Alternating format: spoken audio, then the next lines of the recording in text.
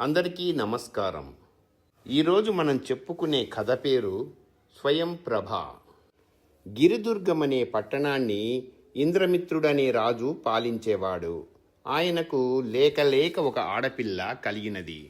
ఆ పిల్లకు స్వయం ప్రభ అని పేరు పెట్టుకున్నారు. ఆమెకు చిన్నతనం నుంచి తపస్సు చేయాలని, మోక్షం సంపాదించాలని కోరిక ఉండేది. స్వయంప్రభ పెద్దదై పెళ్ళియుడు రాగానే ఆమె తల్లిదండ్రులు 9 రాజకుమారుల చిత్తరువులు తెప్పించి వారిలో ఒకరిని భర్తగా ఎంచుకోమన్నారు.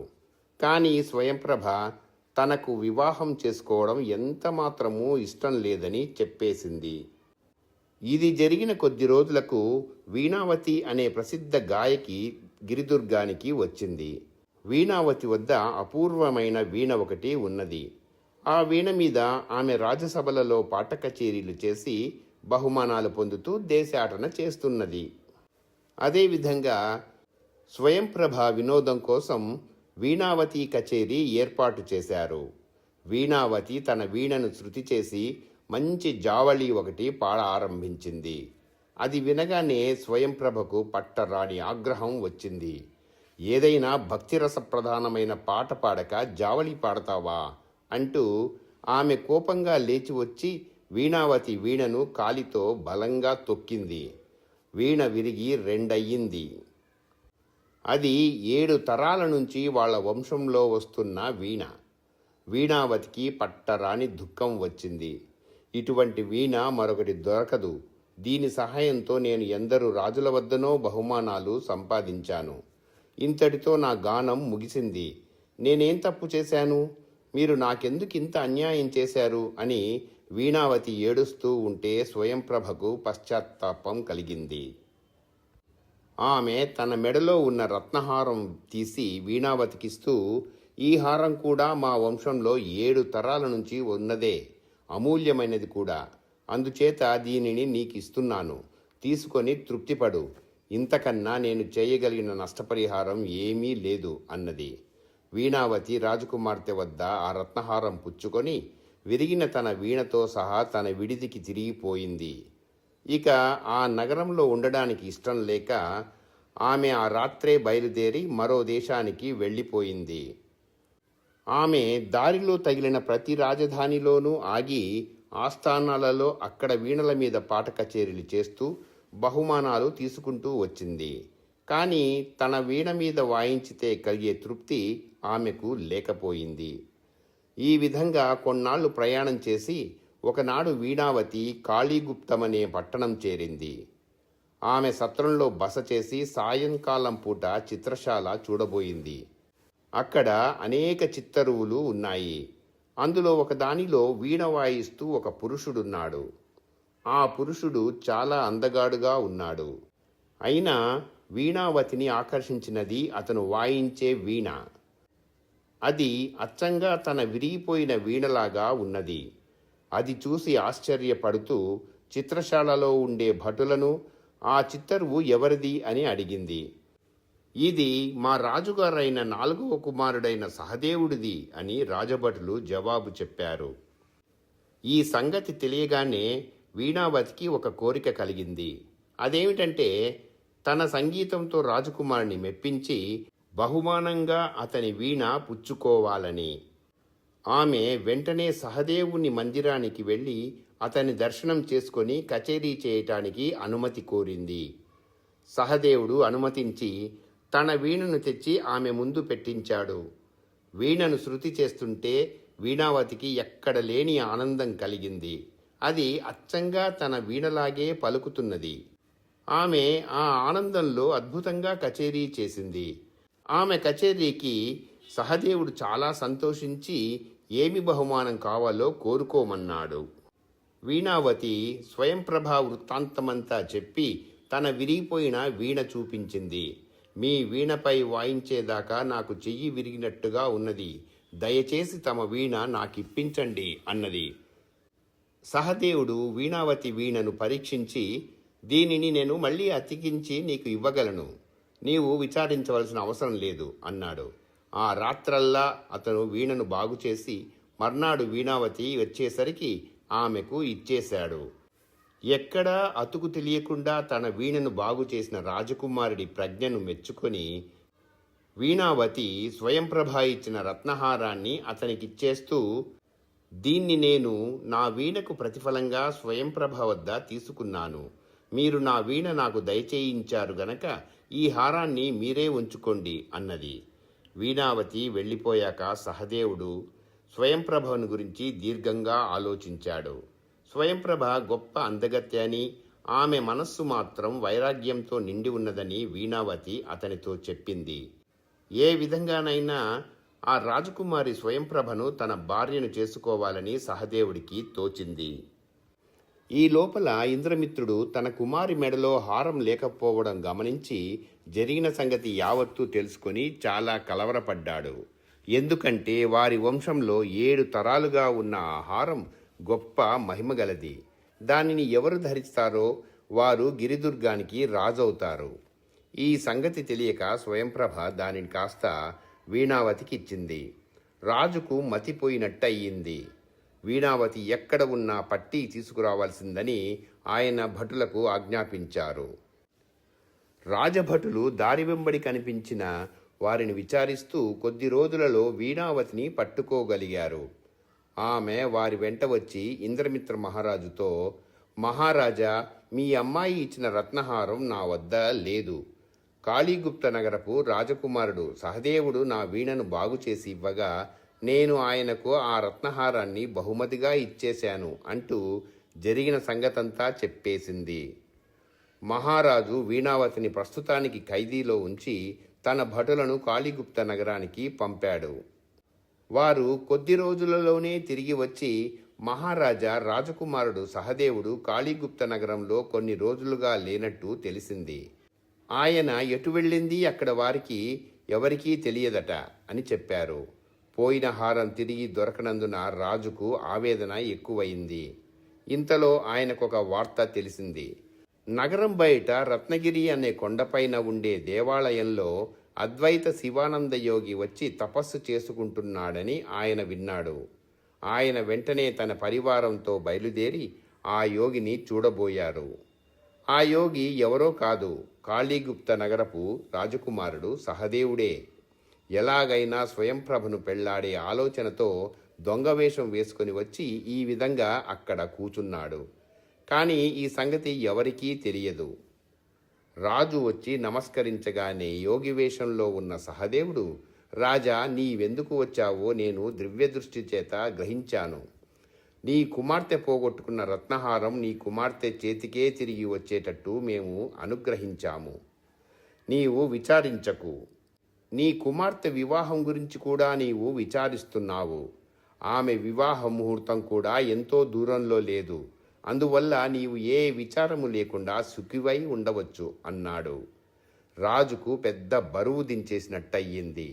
మహాత్మా, తమకు చాలా కృతజ్ఞుణ్ణి. నా కుమార్తె వివాహమాడటానికి బొత్తిగా సమ్మతించకుండా ఉన్నది. దాని మనస్సు మారేలాగా అనుగ్రహించండి అని వేడుకొని ఇంటికి తిరిగి వెళ్ళాడు. తరువాత రాజు తన కుమార్తెని పిలిచి, అమ్మా, రత్నగిరి పైన ఒక మహాయోగి వచ్చి ఉన్నాడు. ఆయనకు గల తపశ్శక్తి అత్యద్భుతమైనది. నేను స్వయంగా పరీక్షించాను. నీవు వెళ్ళి ఒక్కసారి ఆయన దర్శనం చేసి రారాదా అన్నాడు. ఆ మాట వినగానే స్వయంప్రభకు యోగిని చూడాలని, ఆయన వద్ద ఉపదేశం పొందాలని కోరిక కలిగింది. హేమ అనే చెలికత్తెను వెంటబెట్టుకుని ఆమె రత్నగిరి వెళ్ళి యోగి ముందు సాష్టాంగపడింది. అప్పుడు సహదేవుడు ఆమెతో, రాజకుమారి, నీ కోరిక మాకు తెలిసినది. నీవు అజ్ఞానివై ఒక రత్నహారాన్ని ఒక గాయనికి ఇచ్చావు. అది దొరకని కారణం చేత విచారిస్తున్నావు అన్నాడు. స్వామి, ఆ హారం మూలాన ఆ గాయనిని మా తండ్రి గారు ఖైదీలో ఉంచారు. కనీసం ఆమె విముక్తి కోసమైనా ఆ హారం తిరిగి వచ్చే ఉపాయం చెప్పండి అన్నది స్వయంప్రభ.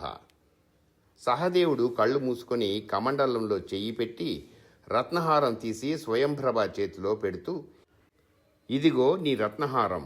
దీనిని వెంటనే తీసుకుపోయి మీ తండ్రికి ఇచ్చి అనవసరంగా బాధలు పడుతున్న ఆ గాయనిని చెరవిడిపించు. నీకు త్వరలోనే వివాహం కాగలదు. ఇది మా ఆశీర్వాదం అన్నాడు.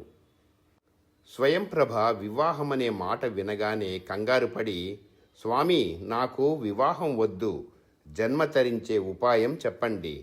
పెళ్లాడమని మా నాన్నగారు నా ప్రాణం తీసేస్తున్నారు, మీరైనా తరుణోపాయం చెబుతారని ఆశపడి వచ్చాను అన్నది. నీకు వివాహం తప్పదు, కానీ వైరాగ్యం చెందకుండా వివాహం జరగాలంటే అందుకు ఒకటే ఉపాయం, నన్ను పెళ్ళాడు అన్నాడు సహదేవుడు. ఆ మాట వినగానే స్వయంప్రభకు యోగి మీద అనుమానం తలెత్తింది. ఆమె వినయంగా, సర్వం త్యజించి తపస్సు చేసుకునే తమకు వివాహమెందుకు అని అడిగింది. పిచ్చిదానా, నిన్ను కాపాడడం కోసమే వివాహము ఆడతాము, నీకిష్టం లేకపోతే మానేయి అన్నాడు సహదేవుడు. స్వయంప్రభ చెలికత్తె అయిన హేమ యోగి చెప్పినట్టు చేయటం ఉత్తమమని, ఆ యోగిని పెళ్లాడకపోతే ఏ రాజకుమారుణ్ణో పెళ్లాడి సంసార తాపత్రయంలో పడవలసి వస్తుందని చెప్పింది. చివరకు స్వయంప్రభ అద్వైత శివానంద యోగిని పెళ్లాడటానికి సమ్మతించింది. వారిద్దరికీ అప్పటికప్పుడే వివాహమైంది. తరువాత స్వయంప్రభ తన చెలికెత్తతో సహా ఇంటికి వెళ్ళిపోయింది. తాను వచ్చిన పని అయినందుకు సహదేవుడు కూడా తన దొంగవేషం తీసేసి తన రాజ్యానికి తిరిగి వెళ్ళిపోయాడు. రత్నగిరిపై ఉండే దేవళం పూజారికి మాధవస్వామి అనే అల్లుడొకడున్నాడు. దేవళంలోకి ఒక యోగి రావటము, ఆ యోగి దగ్గరికి మొదట రాజుగారు, తరువాత రాజకుమార్తె వచ్చి వెళ్ళటం వాడు గమనించాడు. సహదేవుడు తన కాషాయ వస్త్రాలు, మాయాగడ్డము, మీసాలు తీసిపారేసి వెళ్ళిపోవటం మాధవస్వామి కంటబడింది. శివానంద యోగి అనేవాడు కపటయోగి అని వాడికి తెలిసిపోయింది. వెంటనే మాధవస్వామి ఆ కాషాయ వస్త్రాలను, గడ్డాలను, మీసాలను తానే ధరించి తపస్సు చేసుకునేవాడిలాగా కూచున్నాడు. రాజుగారు మళ్ళీ వస్తాడని వాడి ఆశ. వాడు అనుకున్నట్టుగానే జరిగింది కూడా. యోగి ప్రభావం చేత తన కుమార్తె రత్నహారాన్ని తిరిగి తెచ్చుకున్నదని తెలియగానే రాజు వచ్చి కపట శివానంద యోగి దర్శనం చేసుకొని భక్తితో రత్నాలు పొదిగిన రుద్రాక్షమాల సమర్పించి వెళ్ళాడు. తాను మొదట చూసిన శివానంద యోగి వీడి కాదని రాజు పోల్చుకోలేకపోయాడు. మాధవస్వామికి చాలా సంతోషమైంది. ఇంకా ఇటువంటి బహుమతులు చాలా వస్తాయని వాడు ఆశపడ్డాడు. కానీ ఈసారి వాడి ఆశ ఫలించలేదు. యోగి చెప్పినట్లు రత్నహారం దొరికింది గనక స్వయంప్రభకు పెళ్లి కూడా త్వరలోనే జరుగుతుందని రాజుకు నమ్మకం కుదిరిపోయింది. ఆయన పెళ్లి ప్రయత్నాలు చేయసాగాడు.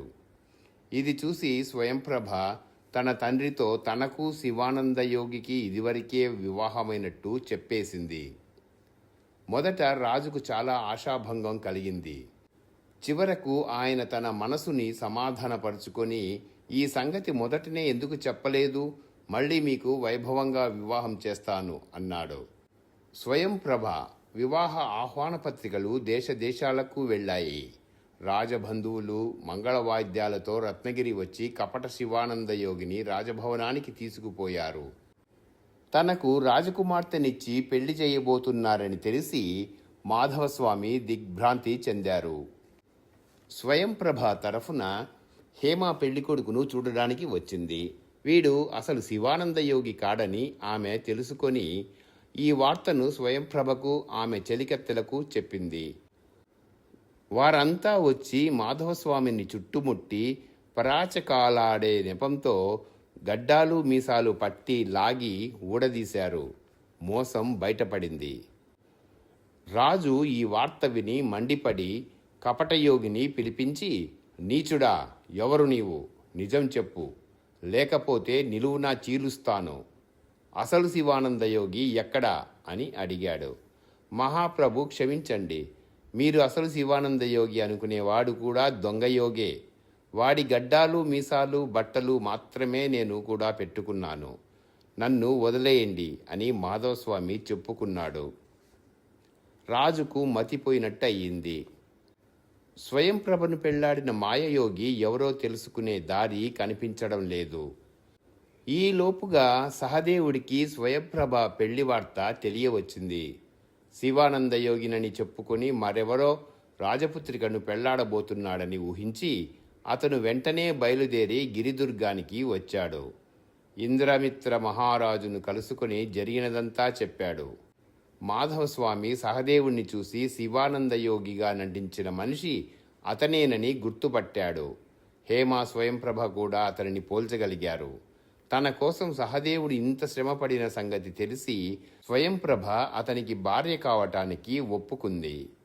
తన అల్లుడు రాజకుమారుడైనందున రాజు సంతోషించాడు. సహదేవుడికి స్వయంప్రభకు మహావైభవంగా పెళ్లి జరిగింది. ఇంతటితో ఈ కథ సమాప్తం. ఈ కథ మీకు నచ్చినట్లయితే లైక్ చేయండి, కామెంట్ చేయండి, షేర్ చేయండి, సబ్స్క్రైబ్ కూడా చేయండి. తిరిగి మరొక కథతో మీ ముందుకు వస్తాను. అందరికీ ధన్యవాదాలు. ఇక సెలవు.